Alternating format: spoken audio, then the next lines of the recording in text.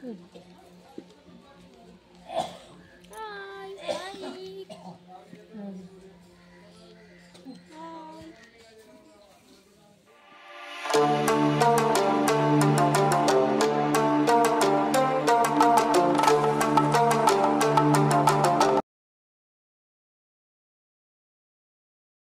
বন্ধুরা, সামনের ভিডিও দেখে বুঝেই গেছো যে আর 2 দিন পর সরস্বতী পূজা। তো কিছুদিন আমি ভিডিও করিনি কারণ আমি একটু ব্যস্ত ছিলাম। এখন আমরা করছি প্যান্ডেল।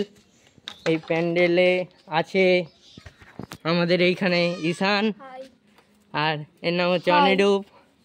আর এইখানে দেখো প্যান্ডেল অনেকটাই হয়ে গেছে, এগুলো দেখানো হয়নি কীরকমভাবে করেছি। আরও অনেকজনা ছিল, এখন আমরা তাও অনেকটাই এগিয়েছি। আরও বক্স ভাড়া দিয়ে এসেছি, বক্সও আনবো আবার। বক্স আর সরস্বতী আছে আমাদের এইখানে। চলো সরস্বতী দেখাই তোমাদের। সরস্বতী এইখানে আমাদের বাড়ির পাশেই তৈরি হচ্ছে। এখানে ঠাকুর বানাই, এখানে অনেক রকমের ঠাকুর বানাই। এই যে এখানে একটা বড় সরস্বতী আছে, রং কমপ্লিট হয়নি ওই সরস্বতীর। এখন ছাদে যাচ্ছি, ছাদেও অনেক ছোট ছোট সরস্বতী আছে, ওগুলোও দেখাবো। এই যে দেখো এইখানে কত রকম ছোট ছোট সুন্দর সুন্দর সরস্বতী। আর এইখানে সরস্বতী রং করছে, আর এটা আমাদের সরস্বতী। এখানে অনেক রকমের অনেক ধরনের সরস্বতী আছে।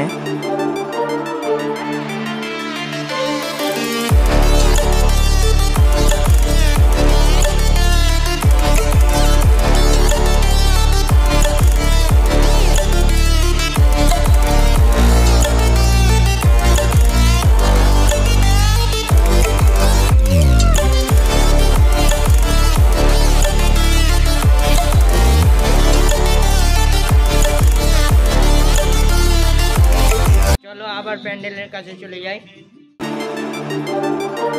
এই যে দেখো এইখানে বাস গাড়া আছে, আরও এখানে বাস, অনেক বাস আছে। পিছনে ক্লাব হবে।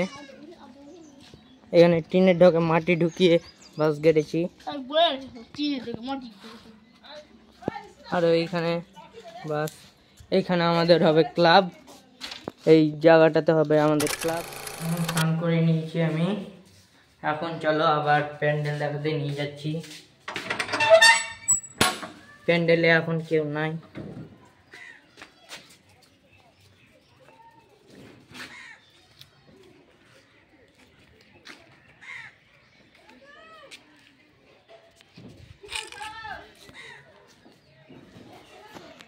এই যে প্যান্ডেলের ক্লাব,